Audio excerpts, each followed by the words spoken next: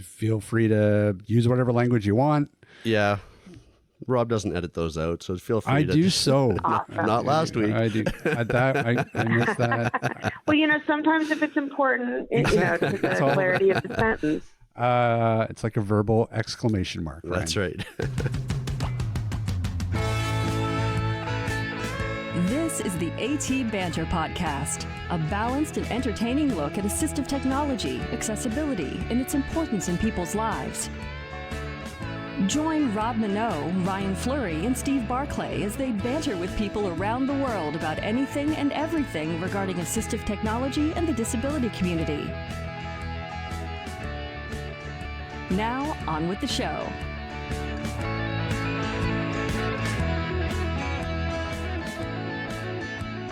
Hey, and welcome to another episode of AT Banter.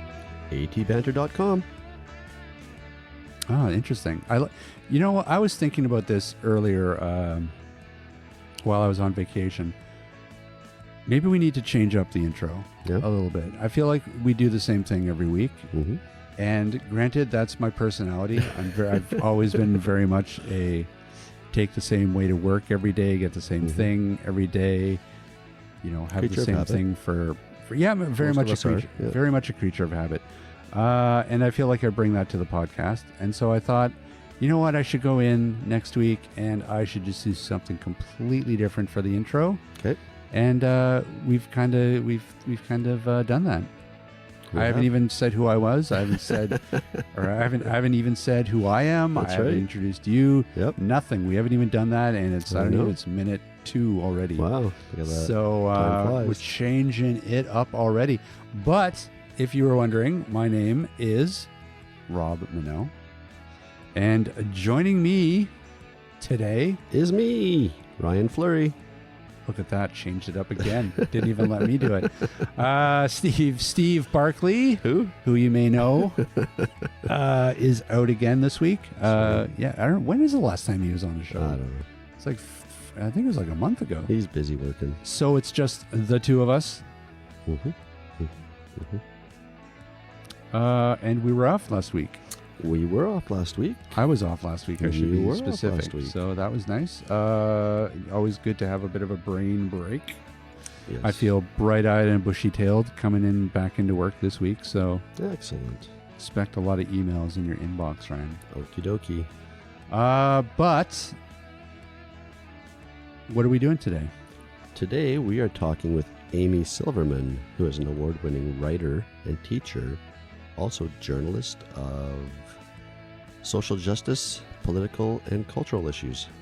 Yeah, it's funny how we met Amy because we were actually originally a few weeks ago. We were actually going to do a show about kind of about the language of disability, and we came across her because she had edited a style guide for journalists about the language of disability and what terms to use and what terms maybe to not use, and we sort of got in contact with her, and we were originally going to have her on as that show, and that show kind of fell through the cracks. And the more we dug into Amy's bio, which there's a lot of, we realized that her actual personal story is actually very interesting. Yeah. Let's just get her on the show to just talk about herself. She's has a daughter with Down syndrome, and she's written a book about it. So we thought, you know what, let's just have her on and just talk. So that's what we're doing today, and that's how that all came about. That's right. It's the inside baseball story about the inner workings of the podcast, and which, hey, we should write a book about that. Maybe in 2 years we'll have enough. You and content. Steve are the writers. I can't write worth beans. I'm not a writer at all. You can do the audiobook. You can narrate the audiobook. I'll get one of the speech engines to read it. No, don't get that. Are you kidding? Lazy butthead. Just read it. Read it. No. But we have podcast treat of the week. Oh God, you're gonna make me fat, dude. Are we still doing this? What do you mean still doing this? Okay, all right. No, I'm down with this. I benefit. What is it? Let's see. Oh, I dropped it. I think these are called Sesame snaps. Oh, are you serious? I'm serious. I remember these. You have to read the package. Is that what they're called? Because I think they might be called, like, I don't know, ginger snaps or sesame snaps. Yeah, I remember these. I threw it under the couch. Rob had to get it. Hang on. Sesame snaps. I used to get these on my lunch. Yeah. And these are from that decade. So what's the package say about them? What are they? Well, do you know where they're manufactured? Not idea. No idea. Poland. Poland? All the way from Poland. Really? Yeah, well, thank I guess you, Poland. Maybe they grow sesame seeds in Poland. Maybe that's where the hell do we get sesame seeds from? The sesame plant. Is it? I don't know.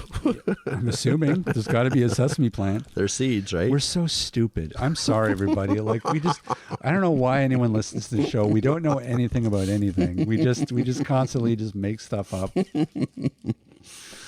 So what's in these? If anyone's like looking to be informed by a podcast, you just come to the wrong show. What? So what's in these? There's sesame seeds. Sesame's. Does it say the ingredients? Like, well, they're all glued together. There's got to be syrup? something. Yeah, looks well. There's a bunch of cholesterol in it. 180 calories and 10 grams of fat. Wow, this has got to be held together by like sugar or something. That's a lot of fat for sesame seeds. Well, thank you, sir. You're welcome. We eat that on the way home. Change it up from week to week. Yeah, well, maybe we'll get to a point where you start the vegetable of the week. I thought about it. Did you? I might throw in vegetables from time to time. Yeah, don't do that. Might be like a carrot stick and dip or something, or celery and cheese whiz or something. Wait till Steve's here for that because he'll want to appreciate the Brussels sprouts. Oh. Hey, Steve, why don't you tell the fine folks about Canadian Assistive Technology? Well, Canadian Assistive Technology is a Canadian-based distributor of, guess what? Assistive technology. I would not have guessed that. Really? Oh, I got to work something better into the name then. And we do all kinds of low vision and blindness aids, as well as all kinds of physical access aids and accessible furniture. You name it. Visit our website at www.canastech.com. Rick, let me ask you about this. Chaos Technical Services. Chaos Technical Services. Don't sound so excited about it. Woo! Speaking of repairs. We are the sister company to Canastech. We do the repairs on low vision devices, reading machines, for libraries, braille printers, and pretty well anything in between. We can be found at www.chaostechnicalservices.com. Joining us now is Amy Silverman, author of the book My Heart Can't Even Believe It. Hi, it's Amy. Hi. So, Amy, I am Ryan, and joining me, hi, and joining me is my co-host Rob Minot. Hello there. Hello. And we want to thank you so much for taking the time to join us. I know you're a very busy lady. Oh, no, thank you. And thank you for dealing with my crazy travel schedule. I'm not normally this busy, so it's been a nutty summer. Why don't we just start out and give us an idea of who you are and a little bit about maybe the book. Sure. So I am a native of Phoenix, Arizona. I left after growing up feeling like the real minority in my neighborhood as a liberal Jew, and went to LA and DC and New York, and came back in 1991 because everybody said there was a recession, which is such a cute term to describe 1991 in the U.S. That wasn't no recession. But anyhow, I came home. New York was too much for me. Never meant to stay. Ended up staying and really made Phoenix my beat as a journalist. Worked for the Alternative News Weekly here for 25 years. And the beauty of that job was not only did I get to do long-form journalism, but I got to do it on any topic I wanted. No beats at all. Just you can pitch a story that the editors like, you can do it. And we didn't use the term social justice back then, but I definitely gravitated toward social justice issues, politics, things like that. And about, 11 years into my tenure at New Times, I'd been staff writer for 11 years, writing these obnoxiously long stories. I had my second daughter, and when we were in the recovery room, I opened my eyes and said to my husband, "What are you doing?" Because he was kind of fiddling around next to me, and he said, "We're measuring the where the baby's ears are on her head because it looks like she might have Down syndrome." And I did what any, upstanding mother would do and closed my eyes and tried to go back to sleep for as long as I could. It was not something I was prepared to deal with. Right. And I realized on how many levels I wasn't prepared to deal with that in the ensuing days as we got a confirmation of the diagnosis. And I realized I had never met anybody with Down syndrome. I was the person who would go to the grocery store and avoid the line with the bagger who had Down syndrome without even realizing I was doing it. Yeah. And I had never written any kind of significant story about a person with intellectual disabilities. So add that to the postpartum mix, right? I'm already self-loathing as a baseline, but that was pretty bad. I was pretty horrified with myself, and it was a real sea change for me to figure out what it meant to have Sophie in our lives. Sophie's my daughter, and Sophie means wisdom in Greek. Early on, I thought, do we need to change her name? Because, of course, she has an intellectual disability, or as I called it then, she was mentally retarded. That was the medical term that everybody used. Right. Would she ever be wise? And it's amazing to look back 16 years later and just think about how wise I was not. So that's kind of it. That's me. Well, and I think that's, goes cross disability. More and more we hear about society actually waking up to the fact that, people with disabilities are able to contribute to society just as much so, if not more so, than able-bodied people.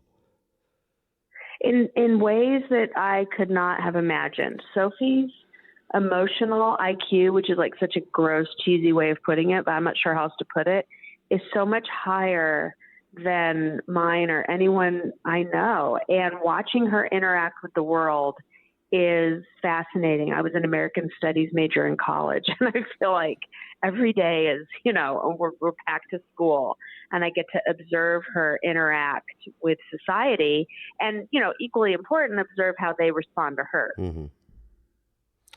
Yeah, and I just wanted to say that I got criticism for the beginning of the book. I think and it wasn't really meant for parents. I think some parents didn't get past the beginning because I'm very honest about my feelings of how I felt when I had Sophie. But I feel like if I'm not honest about that and I don't tell the world that's really hypocritical of me to then come on strong as an advocate for disability rights. I think that everybody needs to understand that it's a journey and a process for everybody. It looks different for everyone. And however it looks for you is okay. Yeah, well, especially given that, we talk a lot about, there's definitely a grieving process almost for anybody who's going through, say, some sort of vision loss or if they've suffered some sort of an injury where they're now, they've gone from able-bodied to, say, paraplegic. I mean, there is a definitive grieving process and a process where they have to learn how to deal with this new reality that they're facing. And I'm sure that it's no different for a parent. Right, exactly. I mean, when Sophie was about 3 weeks old, a close friend of mine, I guess we weren't that close because I didn't know all her secrets. We'd been in a book club together. She took me out to a spa to get a massage, and we were sitting wrapped in our robes and having tea, and this was a big deal for me to leave the house. And she said, "I'm going to tell you something I don't tell all that many people. I have 2 teenage kids." I knew that part. I have two grown kids, and when they were teenagers, they were each diagnosed with very significant epilepsy. And she said, everybody has something happen to them in their lives. Mm-hmm. Yours just happened earlier than most. There's truth in that. It's not universal for sure, but it really made me think for a long time about what it meant to have that kind of sea change in your life. Right. And and it's been different at every stage for sure. But yes, there's absolutely a process that you have to go through where you figure out what this means. And it's, you know, it's so interesting to consider disability as a whole, because I can't think of any category where the experience is more disparate. Yeah. You know what I mean? Yeah. And, you know, and it's funny because we're sort of involved in the assistive technology field as our day jobs. And I'm constantly telling people that, you know, assistive technology is you know, there's such a rich and varied stable of products out there that exist. But the thing is that until the day that you might require assistive technology, no one thinks about it. And you actively don't want to think about it. I mean, if you think about it in terms of the aging process, right? That's something that, if we're lucky, everybody will hit. And you need assistive technology. Right. My father cannot hear. He will not admit it. He will not use technology. Yeah, and I think there people don't want to think about it. I was very sensitive when Sophie was born to whether or not I was kind of a pariah, you know? I mean, I think when we see pregnant people in the store, I wonder what they're thinking, even today, even though I don't think about much of it anymore. Right. I used to think about it a lot more. Yeah, and it's interesting. Disability is very much the same. Like, people really don't like to think about it until it touches their life in some way. Yes, and I feel very hypocritical on that front because I'm exactly that. I didn't think about it until it touched my life. But that was why I wanted to write about Sophie in an accessible way. I started a blog when she was 5, and I really wanted it to be something that people like me before Sophie would have read, you know, right. that it didn't feel too technical. It didn't feel too insidery. There wasn't any shaming. It was just, here we are living our lives, you know, and yep. Blogs have kind of fallen by the wayside, and it more is direct on social media now. But I still do that with some intent. You know, I'm going to educate you in a very subtle way on what our lives are like, because you may be sitting out there really wondering and not able to access it because you don't think about it. It makes you uncomfortable and you're not sure how to access it. And it's why the language of disability is so important to me, because I believe that and I think this was the case for me. I think I avoided covering those topics because I didn't want to offend anyone. I didn't want to say the wrong thing. I didn't want to describe someone's vision loss the wrong way or their kid's medical diagnosis incorrectly. I didn't want to be disrespectful. And in so doing, often I think we eliminate a whole not category, but a whole section of society. Right. Well, society is so politically correct now. You're going to offend somebody someday. We all do. Oh my God. You can't open your mouth. That's right. The other day I said something about how working on this style guide, because I spent all last summer editing it, and I would hear something on the street or see a friend and they would say something, or I'd look on Twitter and there'd be a whole new discussion about, you know, the word different versus the word disabled. and I said, this whole process is rendering me mute. Yeah. And then I had to stop and say, and I can't say mute anymore either. I think it's why I say fuck so much, because that just offends everyone across the board and there are no categories. That's right. Well, and it keeps changing. You know, like I'm totally blind, and, you know, for years and years and years, we were, you know, calling people with low vision visually impaired. Well, now I guess the term is supposed to be partially sighted. So, you know, unless but who can keep up? Yeah, you can't, you know. Yeah. And what do you guys think of the new emojis? There were some just recently announced, I think last week, and I actually haven't looked at them yet. Well, I can't look at them, but I haven't read about them yet. There are several with wheelchairs. I believe there's a person who is, for lack of a better term, blind. There's a hearing aid. There's a service dog with a person. And I know they're well-meaning, but I look at those and immediately wonder how assholes are going to use them. Yeah. Yeah, that's because true. they're such a quick read.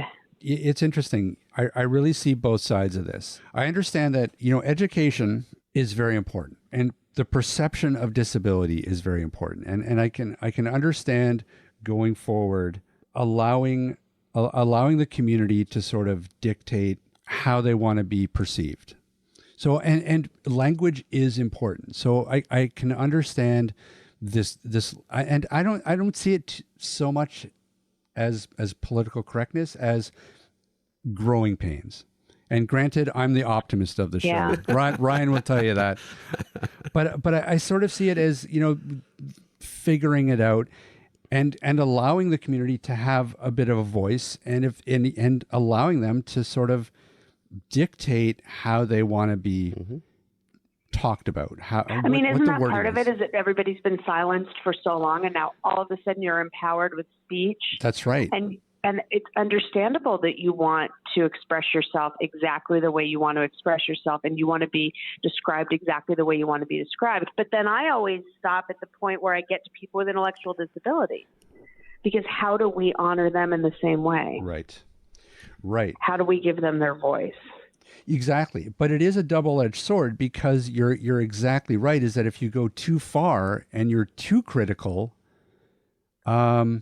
you're going to make it so that people are actually afraid to engage and to have a conversation and to be educated, because they're too afraid that they're going to offend somebody or they're going to get called out on Twitter. I've had friends say to me, I don't want to talk about disability with you because I'm scared I'll say the wrong thing. Right. And I say fuck all the time. It's okay. And my baseline is don't use the R word anymore. Like can we just agree we're not going to use that? Right. And if you use moron or idiot or imbecile, that's not good either. And I did a whole, the IQ range, those terms are attached to IQ numbers going back. Right. That's the, that's the etymology of them, but they're not, they haven't been abused the way that in exactly the same way the R word has. Absolutely. So it's like, okay, we won't use that one, but whatever. If you use this one, that's fine. If you don't always use people first language, that's okay. You should try, but you can't constantly stop the conversation because somebody isn't using exactly the right language, I think. Right. I would agree with that. I mean, I think the context is big, like, especially if you have somebody who is, actively advocating for the community or being involved in the community, trying to open up discussions, and they're using a wrong term. I mean, certainly maybe correct them somehow, but don't go out and publicly shame them on Twitter. Right. Don't shame them. Yeah. Exactly. It is so interesting. I mean, I'm so sensitive as a journalist and an alternative, media journalist. I'm very kind of, we'll just say judgy for lack of a better term. But there's a political consultant in Phoenix who works for kind of a lot of the dark characters like Joe Arpaio, who was our sheriff and had this reputation as the toughest sheriff in the country. And he's horrendous, and a bunch of other bad players, and he managed to get himself on the board of Special Olympics here. Oh, no. And he made an unfortunate joke about something about special education and hockey on Twitter. And most people, I would have been like, whatever, like that wasn't the best thing you could have said, but it certainly wasn't the worst. But because I was so pissed that he was, I thought, being disingenuous in his, devotion to Special Olympics and using that as a way to get other clients and, make a good name for himself, I shut him down for that, Right. So language is very powerful, and you can use it in all different ways, particularly if you're an asshole like I am. So it's certainly a fun topic, I will say that for sure. But it's not really a topic that I can engage with my daughter about. Right. She doesn't really want to talk about Down syndrome at all. So does she... And sometimes she'll tell you that she hears the R word, and sometimes she'll say she doesn't. She just really doesn't want to discuss it. Right. So, and I wanted to ask you that. I'm just going to say it because I don't know how else to say it, but does she... Yeah, go for it. Does she identify herself as somebody with Down syndrome, and does she have a social group, and do they identify themselves as Down syndrome, or how do they refer to themselves? Yeah. The social part of Sophie's life has been the hardest. She's been mainstreamed in school since she was in preschool. She's not in the self-contained class at school. Often she'll be in a resource math class. So she's with kids who don't perform super high on math. That would also be me, by the way. Right. But she's, for the most part, with typical peers, and everybody talks about how great that is and that's the way to go and you got to do it. But I got to tell you, it can be very isolating too, because Sophie knows, I've always said, she knows that she's just smart enough to know she's not smart enough.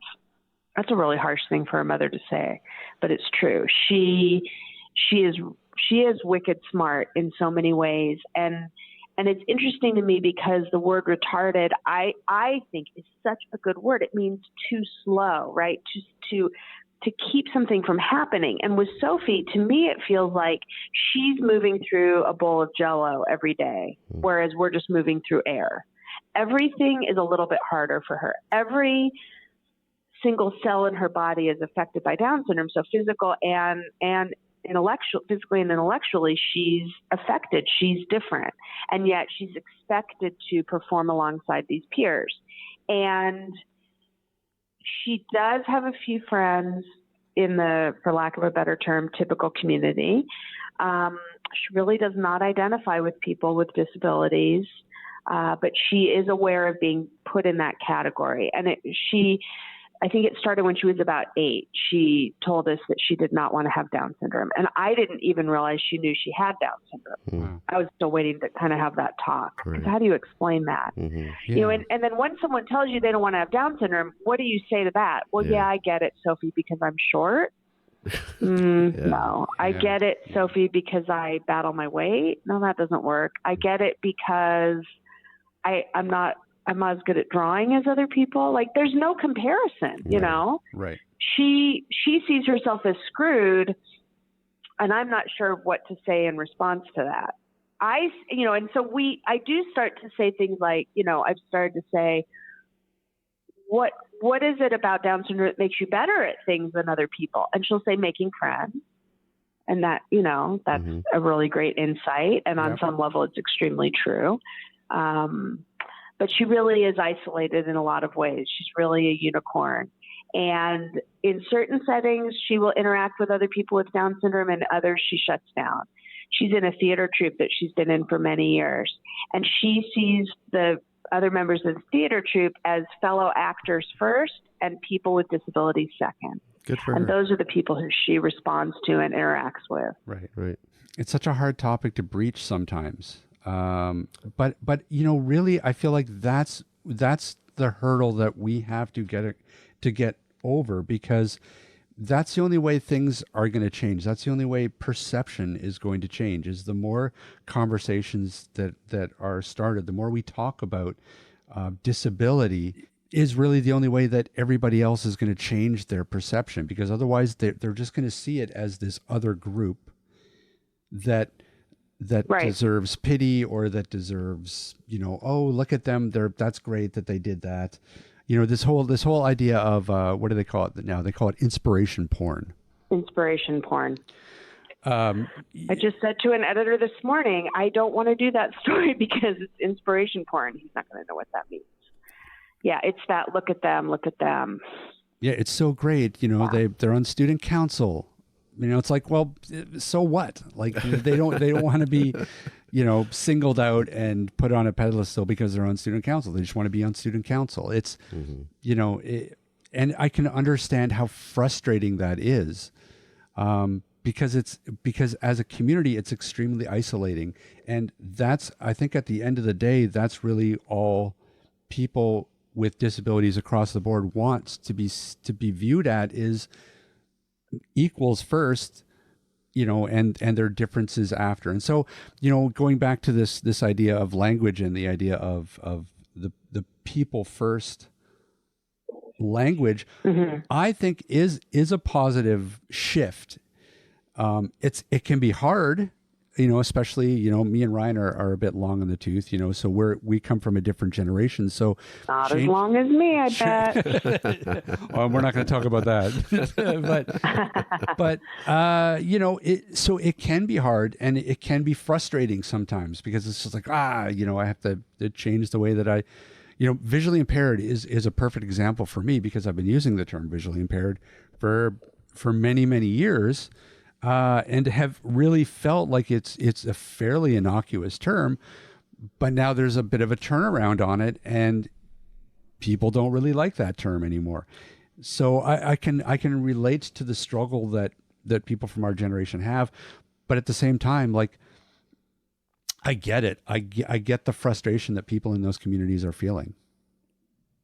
I do too. But you know what? If you deal with something yourself and you want me to call you, purple sparkle head, like, I'll do it. Like, that's you know what I mean? Like, you get to own your thing and tell me what you think. And I don't care if impaired pisses off, a 20-something. Yep. That's okay. I mean, they're allowed to refer to themselves as something else. Right. I think.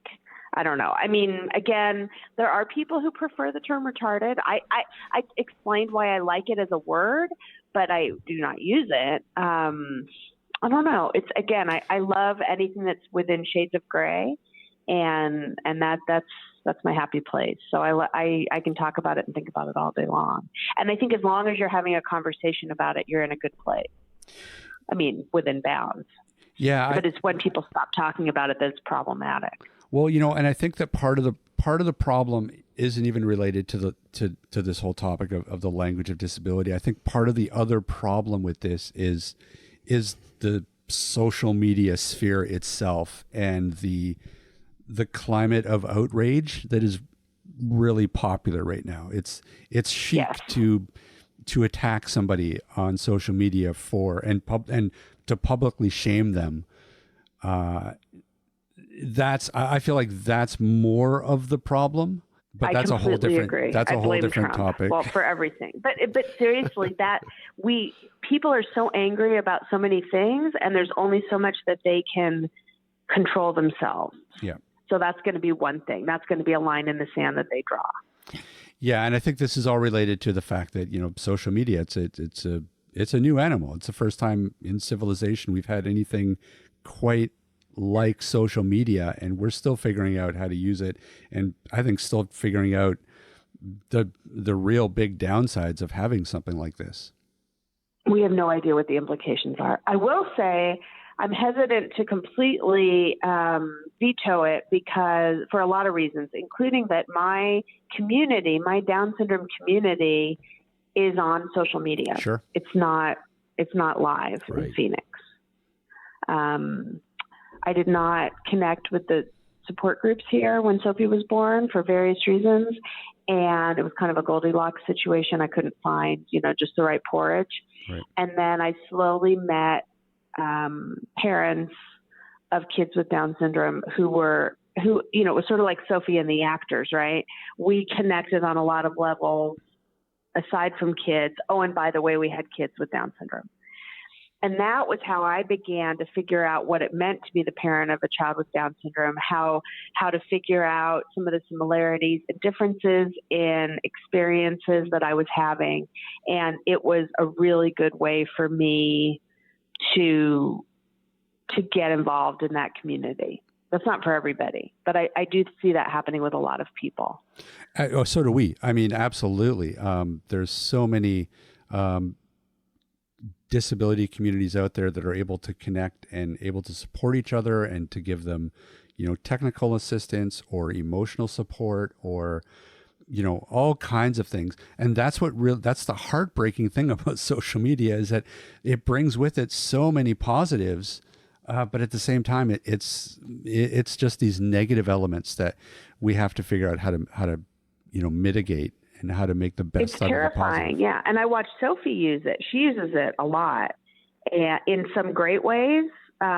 She can put eye makeup on like nobody's business because of YouTube tutorials, and she has access to so many worlds. And then the other day I left her home alone for the first time for a couple hours when I went to a meeting, and I sat down for this meeting and, opened up my coffee and looked at my phone, and there's a post on Instagram from Sophie, a photo of her. I'm home alone. I was like, shit. The first rule of Fight Club is nobody knows you're there. That's right. So we had to have a little talk about that. It does come. I mean, I laugh about it, but it completely terrified me. For sure. So I don't know. It's a balancing act, but it's a huge one. Watching both my kids, I have a daughter who's 2 years older than Sophie. Watching both of them navigate social media is fascinating. Fascinating, terrifying. So tell us a little bit about the book and how the book came about. Sure. So I started the blog when Sophie started kindergarten. And, this was right on the heels of Julie and Julia. And, of course, my husband said, oh, my God, you're going to be famous. And I said, no, I'm not. And I wasn't. I wanted to write a book about what it meant to have a kid with an intellectual disability at the beginning of the 21st century, at a time when we can change a lot of things about ourselves, right? We can pick the gender of our child. We are able to fix a lot of physical diseases at an incredible rate, and we're getting better and better at it every day. 50 years ago, Sophie would have lived for a week and then died, and they would have called it a heart attack. She has a heart defect. And so I felt like it was a really interesting time to bring a child who wasn't perfect into the world, and I wanted to figure out what that meant. And I had a whole list of questions, big and small. I wanted to know why people with Down syndrome never seem to have curly hair. I wanted to know what their role is in pop culture. I wanted to know, I had questions about education, all kinds of things. And so as a journalist, it was a lot easier for me to set out with my journalist hat on to answer those questions than to try to figure them out as Sophie's mom.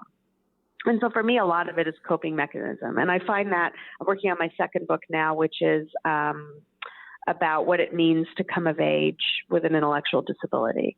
And it's so much easier for me to put the reporting hat on and call the colleges and say, I'm doing a story about college programs for people with intellectual disabilities than I'm exploring one for my daughter. And I don't know, I'm sure that's a weakness of mine, but anyhow, that's how I deal with it. So that's how the book came about. It's one of those human interest stories that to me sounds kind of fascinating and something I'd love to read. I love reading about biographies of musicians and where they came from, and being in the disability arena for the last 20 years. It's the same thing. I love hearing people's stories. So yeah, me too. And I felt like there were a lot of stories that were very religion based, which is fine. And in fact, some of my work right now focuses on the connection between religion and disability. But that just wasn't for me as a committed agnostic. And I just didn't find anything that I felt like came. There are a couple that come close to kind of how I felt. So that's why I wanted to do it. And was there ever... It's been a very interesting process doing it. Yeah, and was there ever like a point where, you kind of, wanted to sort of differentiate yourself from other books that are out there that may have been like sort of seen a little bit as inspiration porn? I felt like I differentiated myself as a journalist, because it's by a journalist, a mom journalist, but a journalist. I was very honest about the fact that if I had found out when I was 3 months pregnant that the baby I was carrying had Down syndrome, I probably would have had an abortion. Right. I think that's probably the place where a lot of people put the book down. And I'm not saying I'm proud of that. I'm also, by the way, very firmly pro-choice to this day. But again, I think you have to be honest about your story. Right. That's the truth. And I didn't get an amnio because I'd had a miscarriage prior to being pregnant with Sophie, and I didn't want a giant needle going into me. And there was a blood test that showed a slight, elevated chance of having a baby with Down syndrome. And I'd already had a quote unquote healthy baby. Who, by the way, was later diagnosed with juvenile arthritis, although she's fine. But, again, things get complicated in life. Yeah. And I just figured everything would be fine, and it was. We're very lucky. But the truth is that the prenatal diagnosis is a little bit more complicated than people make it out to be, because you can have very significant physical health issues in a newborn with Down syndrome that you need to be prepared for. And we were very lucky that Sophie's heart condition was such that it was diagnosed and then she was able to have surgery at 4 months. She might have needed emergency surgery right when she was born, in which case it probably would have been helpful to know. So it's the shades of gray. Yeah. And, and really that's the really valuable part of it is the honesty. Because other people are going to read it and they're going to be able to relate to that. I think that when we put a glossy coat of paint on something, we do a disservice to the actual conversation and to the topic that we're trying to advocate for, because it's not a realistic perspective on it. And that happens so much with Down syndrome, right? The stereotype of Down syndrome is, everybody with Down syndrome is so sweet and loving and caring. Come to my house when it's time to get ready to go to school. Sophie's a person like everybody. And the most interesting thing about Sophie is that like all of us, she grows and changes. And I see her maturing more every day. And another stereotype about people with Down syndrome is that they stop any sort of growth when they're about 9. And that has not been the case for us at all. So to a large extent, I think a gift I gave myself was allowing myself to just learn from Sophie as opposed to learning from doctors and books and support groups. I just sort of eased myself into being her mom and kind of soaking all that in, which is not to say by a long shot that I'm perfect, because I'm pretty much a disaster all the time, but it's a manageable disaster. Join the club. But I mean, that's and that's the thing. That's what I've always heard from a lot of people in these communities, is that that's how they want to be viewed. They want to be viewed as people first.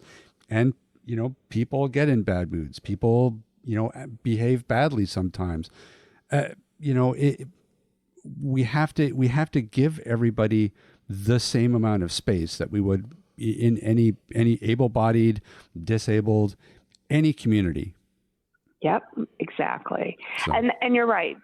People first is symbolic, and it needs to be acted upon. It's not simply good enough to use the terminology. You have to walk the walk. That's right. Or whatever the appropriate expression is.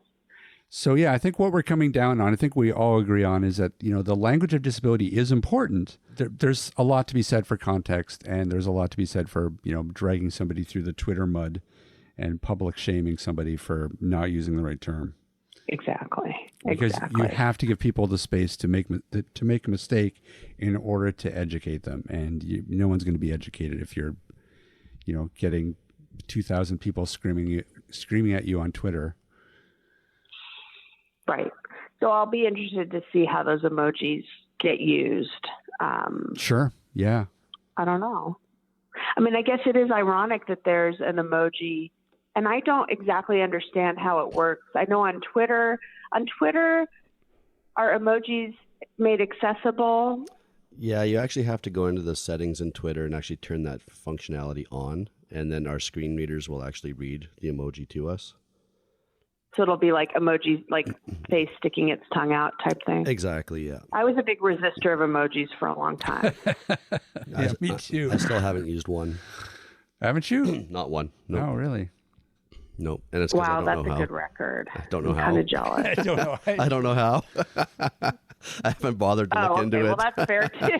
I don't know how to make. There are these emojis that you can make that like are supposed to resemble you. Oh, really? And they completely creep me out. And my sister knows they creep me out, so she sends them to me constantly. And they always say something like, great job or way to go. Or I'm like, oh, I hate that shit. But anymore, we're communicating so quickly that and particularly when it's, fraught topics, I don't want to just say okay to someone. I feel like I have to say, okay, dancing girl, cartwheeling boy, party hat, so that you know that I'm not mad at you. It's gotten out of control. It really has. Yeah. It really has. I mean, I don't know. I feel like emojis, I guess, are sort of useful because I guess the downside of texting now that we've become a texting culture, it's funny. I remember when texting first started to gain traction, and we all had those damn flip phones, with the number pad, and you had to you could type, but you had to one. You had to hit the one key 4 times to get an A, and then no, A, B, C was number 2. Whatever. One.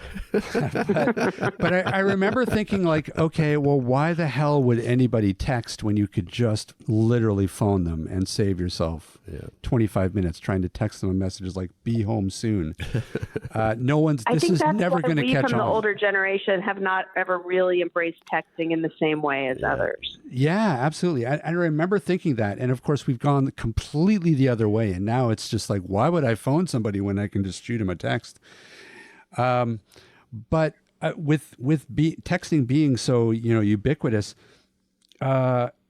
you can get your wires crossed real easily texting somebody. You don't know how to. I feel like emojis sort of help you sort of give that text context, so you can be like. You can let them know that, okay, this is meant as a joke, because let's be honest, we've all been burned by that, where we texted somebody a joke and they come back and they're just like, what do you mean? And Totally. That's why these disability related emojis terrify me. I feel like they're way too powerful. It just, I don't know. I guess I don't have faith in humanity. Well, and I think the problem is that, well, and I'm going to speak for everybody, so send all hate mail to... Oh, good. I like Go it. for it. I like it when they send you hate mail. Yeah, send all hate mail to cowbell@atbanter.com. But, we as individuals in the disability community, I don't know if we all appreciate being lumped into the blindness group, the low vision group, the paraplegic group, the quadriplegic group. I identify myself as blind, but somebody else may not. So... these emojis are a general representation of a group of people. And they've been consulted with, and these emojis have been approved, but nobody asked me. Well, right, exactly. And guess what? There's no emoji of a person with Down syndrome. Sure. Right. Yeah. Which is probably a really, really, really good thing, right? It's so complicated. Yeah. See, I guess you could, if you were really being an asshole, like a horrendous asshole, you could make a lot out of the emojis that have different skin color, right? We curate our communities, and so I don't hear people use the word, the R word the way I used to, but I have gone on Twitter and just searched under Down syndrome, like not meaning to do this, like just not meaning to look for slurs, and it's like blow you back against the wall bad, what people will say. Right. So I guess maybe people are always going to say horrible stuff and you just can't worry about it. I don't know. And we curate our communities, which is dangerous because the people who need to be in on the kind of discussion we're having now are the ones who never will be. Yeah. Yeah, that's very true. Yeah, it's very true. Yeah. I mean, the kids who need to hear about what it means to have Down syndrome are the ones who aren't listening, Although I will say, I think that we've probably had some almost by accident encounters with Sophie being mainstreamed in school where kids who never would have learn about it. Yeah. So she went to the school with the same kids. She has gone to school with a lot of the same kids since she was in preschool or kindergarten. Mm-hmm. Yeah. And when she was in 8th grade, she had career day in middle school, and she said, "Mom, will you come talk about your book?" And I said, "No, sweetie, because your dad really likes to come. He's a journalist as well, and he goes and talks about how he got tased, so he could know what it was like." We'll have to get him on the show. He's a complete nut. Yeah, a complete nut. He's way more fun than I am, and all of the scary stuff that he's covered as a crime reporter, and he really lays it on thick, and the kids love that. And she said, "Yeah, it was great having Daddy come in 6th and 7th grade, but I want you to come and talk about the book." And when I did, I realized that these kids had been going to school with Sophie since kindergarten. They were 8th graders, and they had no idea what made her different. Because of HIPAA, because of the laws that prohibit discussion of such things on the part of teachers and staff, nobody had ever discussed the fact that Sophie had Down syndrome. Wow. These kids' eyes were huge. Wow. So I don't know if that'll impact them or not. Maybe a couple of them, maybe a little bit. I don't know. Yeah, and I mean, Interesting. yeah, it is. It is fascinating. But at the end of the day, I feel like education is sort of a big component of this. The more people understand about disability and have day-to-day experience with it and aren't intimidated by it, because let's be honest, a lot of people, when they're faced with somebody with a disability, they don't know how to act. They don't know what to do. They don't, and they do what I did, and they switch aisles at Safeway. Yeah, that's right. Yeah. That's the bottom line. Yeah. It's so in a way, mainstreaming is confounding. Yeah, and in a way, mainstreaming is very important for that factor as well. I think it is. I think it's been as important for other people as it has for Sophie. Right. And I get corny about it, and it's been so freaking hard to make it work. But particularly when you have a moment where it really works, that's great. We don't have any of those inspiration porn kumbaya things where, Sophie's the prom queen or, Sure. I'm trying to think of another example. She didn't make the cheer line. She was not cast in the School Musical. They did give her a pity role later, which was, I had to have a real come to Jesus with myself because I didn't approve of that, but she wanted to do it. What do you do as a parent? Right. I let her do it. But I did give the theater teacher a little talking to that I don't think he appreciated. It's been interesting watching it, but ultimately, honestly, I hope she doesn't ever hear this. She really has no real friends. But how many of us do, right? No, that's true. I've got Ryan. No, wait, no, I don't. Yeah, you guys have no, and I am actually very lucky. I have really good friends. But at that point in my life in high school, did I? I don't know, not very many. That's for sure. That's true. It's a brutal time of life. Sure. Yep.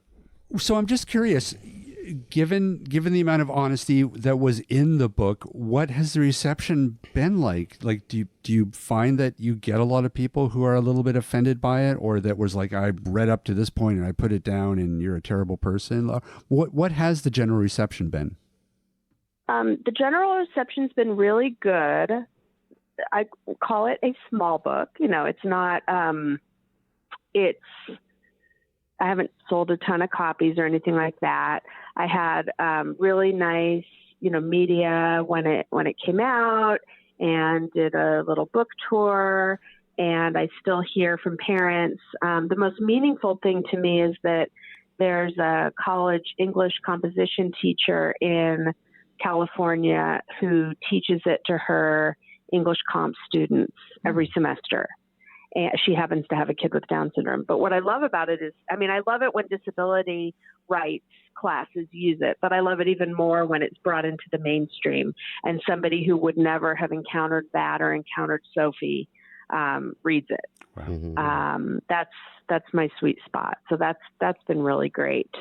It's one of those things where you have to tell yourself that it's person by person. And I've had some of the most incredible responses from parents. And again, I did not write it for parents. I would not have been able to read that book when Sophie was born. People who really took a lot of meaning from it, which has been really great. I'm really glad I did it. It's one of the best things I've done. I'm excited about the next one because you know how it goes. You guys are creative. You dream of what something's going to be like, and then you create it. And to a very great extent, I got to write exactly the book I wanted. But now I'm so excited about what I envision the next one to be, Yep, so that's always fun. I always say you're only as good as your next byline. So, but it was good. It's had some really good and meaningful response. So when can we expect the next book? Oh, I'm at the very early stages because I'm still reporting it. Because I always laugh that my subject matter slows me down. As soon as I sit down to work, here comes Sophie, which is fine. And we collaborate on things now too. And I'm also working on hopefully like a middle reader book, not YA. The editor said by the time they get to junior high, they don't care anymore. You got to get them in 4th grade, which is really interesting. And there's a really interesting collection of books about disability for young readers coming out. There's one called Insignificant Events in the Life of a Cactus, which is about a girl who is born without arms, and it also involves Tourette syndrome. There's one coming out about, I believe, a girl who has CP and uses a wheelchair this fall that's getting a lot of buzz. So that's a really great way to educate people early. I think that's really, really nice. So early stages on everything. What's Sophie's creativity gift? You were saying she's great at eye makeup. Are we going to see her as a YouTube star soon? There's already there's a lot of models out there now with Down syndrome, which kind of alternately grosses me out and makes me happy. Sophie has already decided what she wants to do when she grows up, which is interesting because she's only 16, but she has a transition plan at school, and so she's required to know what she wants to do, which is kind of a shitty thing to make anybody who's 16 tell you what they want to be when they grow up. Yeah. She wants to be a dance teacher and a choreographer. And she has danced for many years. Her sister also dances. My mother is a ballerina. She runs a dance studio in town. So it's actually a feasible goal, that she be involved in the dance world on some level. She dabbles in photography as well. Nice. And she really loves to perform on stage. She really loves musical theater. And like I said, she's part of a troupe here for people with intellectual and other disabilities. So that's where her talents lie, I think, in performing and in connecting with other people. Right. She really, she's taken child development at school and gets into that kind of thing as well. So anytime Sophie can interact with someone one-on-one, that's her jam, which is so unlike most of us, right? Yeah. It's, her sister often marvels at how well she makes friends. That's nice. Well, listen, Amy, we want to thank you so much for taking some time out this morning and talking to us. We would love to have you back. I'd love to come back. Yay. Excellent. Actually, before we let you go, though, let's plug the book. So the book is called My Heart Can't Even Believe It, a story of science, love, and Down syndrome. And you can find it at the independent bookstore in Phoenix, changinghands.com. Or you can order it through Amazon, which I'm not supposed to promote because that, we don't. When our best friends own independent bookstores, we don't promote Amazon. But it is true that it is on there and that it is on there in an e-form. Oh, so excellent. There you go. Yeah. And I'm on Twitter and Instagram and all of that jazz. Instagram. I figured out how to use this link called Linktree, and so all my stuff's linked on Instagram. So I'm pretty happy about that. Oh, really? Oh, we might have to talk off. I'm still trying to figure out Instagram. To be honest with you, Instagram's rough. It is. It's a little rough, especially not as rough as Twitter. But well, we're comparing. Yeah, I know just enough to be dangerous. You guys know way more than I do. I don't even know how you make Instagram accessible. Is it possible? You can. I don't know. You can. Yeah, you can alt tag. You can alt tag the pictures, but it's just what to do with it. Well, that's just it. Like we could post photos till the cows come home, but what's that doing for me? I don't know. Right. What's the point? Yeah. Because my photo descriptions are never very good. I can tell you that. But just so you know, my photos aren't either, so you're not missing anything. Well, and you're probably one of the very, very few that are actually labeling your photos. I've got family. When I remember to, yeah. Yeah, don't even get me started on Twitter, too. Twitter's so okay. No, you're too late. You already got me started. Twitter is so stupid. They've built in accessibility into Twitter where you manually have to turn it on. You can alt tag pictures, but you have to go into the settings and actually turn the feature on. In order I didn't even know you could do that. Nobody knows to do that because they've buried that. They don't even make it. It's ridiculous. Anyways. Yes. It is. Anyways, I follow this amazing writer on Twitter. He happens to be, I'm not sure what his site situation is, but it's something, and he's written about it. And he was complaining that they just recently redid everything on Twitter, and now he can't access most of it. Really? So I'm not sure what's going on there. Oh, jeez. Well, that's the other annoying thing too when they do that. They just remove features without telling you or move them. Well, and most of us that I know of that are actually blind users of Twitter aren't using the twitter.com website. We're using third-party apps, which make it much more accessible. So, Yeah, they got some work to do. Well, I may at some point write about accessibility and reach out to you guys on that front. Sure, absolutely. Because it changes so much, and people just don't know about it. So, yeah. But NCDJ we should be doing a better job about getting the word out on that. Yeah, for sure. All right, Amy, thank you will both. let you go. Yeah, absolutely. Thanks so much. Oh, what a pleasure, you guys. Thank you. Let's stay in touch and have you on again. Absolutely. Take care. Thanks, you too. Wow, that was actually really cool talking to. I was just so blown away, I guess, by just, like I say, the candidness and the honest conversation that she was willing to share with us. Because there's a lot of people that would candy coat it a little bit, but she was very real. Yeah, it's tough. It is tough. At your heart, you don't want to offend anybody, but at the other side, you want to be able to have these open and honest conversations. I feel are so important because once you close the door, once you make people afraid to engage or afraid to have the conversation because they're so afraid of offending, you're just not going to get anywhere. You're not going to educate them, and Well, I think us as in the disabled community, who, to be honest, are offending or bad mouthing or whatever, the people who are trying to talk to us, maybe they did offend us, but we need to turn that into an educational moment. Yeah, you do. There's a bit, and again, I think this goes back to it's a problem with social media. It's not so much a problem with the communities themselves. It's just this culture of outrage that exists online, where it's just people love attacking other people because whatever. Because they can. They're behind a walled garden, right? Yeah. So I mean, that's really what needs to change. I mean, it has to be more of an atmosphere of education and peace and love. Peace and love. Give peace a chance, people. Plur, as the kids say. Plur? Plur. Never heard of that. Peace, love, understanding, and respect. Really? Well, there you go. Plur, man. We should get plur.com. Quick, register it. I'm sure it's already registered. I'm sure it's already there. Oh, probably. Hey, Ryan. Rob. Where can people find us?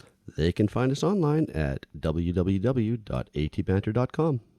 Oh, yeah, the www today. I did. Just in case. I'm a professional. Just in case.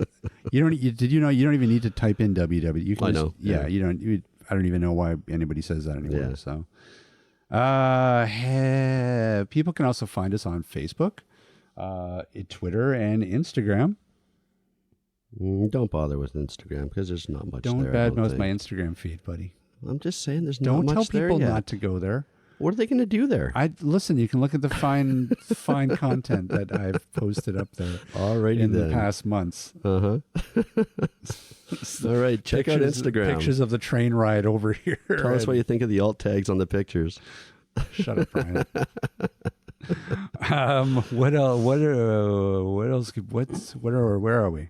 They can also send us an email. Cowbell that's right. at atbanter.com. That's right. Yes, please send us an email. It's been a while. Have we gotten any emails lately? Nope. It's been a little quiet. Yep. Everyone's on vacation. That's what we're going to stand by. Yeah. Yep. Sure. All right, everybody. That is going to about do it for us this week. Thanks so much for listening in, and we'll see everybody next week.